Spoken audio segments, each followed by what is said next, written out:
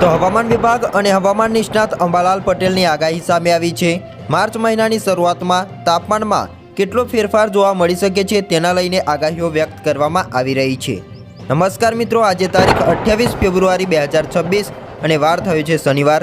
તો હવે આગામી દિવસોની અંદર ગુજરાતનું વાતાવરણ કેવું રહેવાનું છે, કયા ભાગોની અંદર વાદળછાયું વાતાવરણ જોવા મળશે અને માર્ચ મહિનો કેવો રહેવાનો છે તેના લઈને આજના વિડીયોની અંદર આપણે વાત કરવાના છે। તો વિડીયોને અંત સુધી જોતા રહેજો અને ચેનલમાં નવા હોય તો ખાસ કરીને વિડીયોને લાઇક કરી ચેનલને સબસ્ક્રાઇબ કરી દેજો।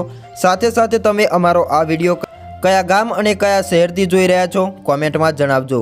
મિત્રો, વાત કરીએ તો ગુજરાતના હવામાનમાં હમણાં કોઈ મોટો ફેરફાર થવાની સંભાવનાઓ નથી।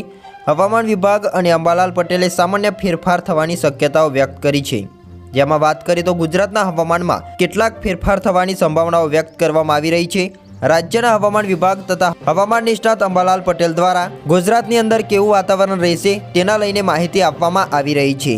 હવામાન વિભાગે જણાવ્યું છે કે પવનની દિશામાં ફેરફાર થવાના કારણે તાપમાનમાં વધારો થવાની શક્યતાઓ વ્યક્ત કરવામાં આવી રહી છે।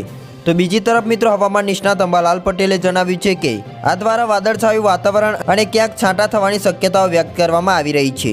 અંબાલાલ પટેલે જણાવ્યું છે કે ઉત્તર ગુજરાત તથા રાજસ્થાન સાથે જોડાયેલા વિસ્તારોમાં હવામાનમાં સામાન્ય ફેરફાર થવાની શક્યતાઓ વ્યક્ત કરવામાં આવી રહી છે। હવામાન વિભાગ દ્વારા તાપમાનમાં વધારો થવાની આગાહી કરવામાં આવી રહી છે, જેમાં મિત્રો રવિવારથી ગુજરાતમાં 3 થી 5 સેલ્સિયસ ડિગ્રીનો વધારો થવાની શક્યતાઓ છે અને લઘુત્તમની વાત કરીએ તો તેમાં પણ 3 ડિગ્રી સેલ્સિયસનો વધારો થવાની સંભાવનાઓ વ્યક્ત કરી છે। હવે હવામાન વિભાગ દ્વારા જે આગાહી કરવામાં આવી છે તેના ઉપર એક નજર કરીએ। આગામી 6ઠા અને 7મા દિવસે એટલે 4 થી 5 માર્ચના રોજગારા દરમિયાન ગુજરાતના દરિયાકાંઠાના વિસ્તારો છે જેમાં ગરમ અને ભેજવાળી હવાના કારણે હવાવસ્થા રહેવાની પણ શક્યતાઓ વ્યક્ત કરી છે।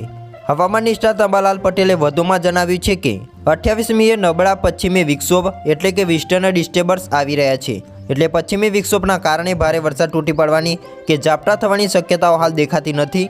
વેસ્ટર્ન ડિસ્ટર્બન્સની અસરના કારણે રાજસ્થાનના સંલગ્ન ભાગો એટલે કે કચ્છ અને ઉત્તર ગુજરાતમાં જોવા મળી શકે છે। વધુમાં મિત્રો જાણીએ તો પશ્ચિમી સૌરાષ્ટ્રના કેટલાક ભાગોમાં વાદળો પણ આવવાની શક્યતાઓ વ્યક્ત કરી છે, જેમાં કચ્છ તથા ઉત્તર ગુજરાતના કેટલાક ભાગોમાં છાંટા થઈ શકે છે। જોકે વાત કરીએ તો તેમણે ટૂંકા ગાળાની હવામાનમાં પલટાની શક્યતાઓ વ્યક્ત કરી છે, તેમાં ક્યાંય ભારે ઝાપટા કે માવઠાની શક્યતાઓ વ્યક્ત કરી નથી।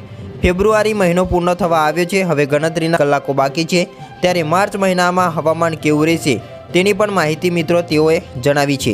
માર્ચની અંદર મિત્રો શરૂઆત થવાની છે અને 3જી માર્ચની આસપાસ પશ્ચિમી વિક્ષોભના કારણે ગુજરાતમાં વાદળછાયું વાતાવરણ અને રાજ્યમાં ક્યાંક છાંટા થવાની પણ સંભાવનાઓ હવામાન નિષ્ણાત અંબાલાલ પટેલે વ્યક્ત કરી છે। તેમણે વેસ્ટર્ન ડિસ્ટર્બન્સ નબળા હોવાની વાત કરી છે અને જણાવ્યું છે કે આ ચિંતાનો વિષય છે, કારણ કે હિમાચલના ટોચના ભાગોમાં બરફ જામે તે જરૂર છે, કારણ કે આમ થવાથી ઉનાળામાં આવતા પાણી માટે આ સ્થિતિ સાનુકૂળ જોવા મળી શકે છે।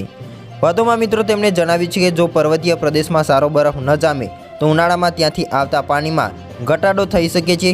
તેઓએ મહત્વની એક બાબત ટાંકીને પણ જણાવી છે, ઉત્તર ગોળાર્ધમાં ઝડપથી જળવાયુ બદલાવાના કારણે બરફ પીગળી રહ્યો છે, આથી અમેરિકા સહિતના ભાગોમાં બોમ્બ વાવાઝોડા સક્રિય થાય તેવી શક્યતાઓ છે, જેની અસર છે કેનેડા સુધી થાય, જેમાં મિત્રો ભારે હિમવર્ષાનો પણ અસર જોવા મળી શકે છે।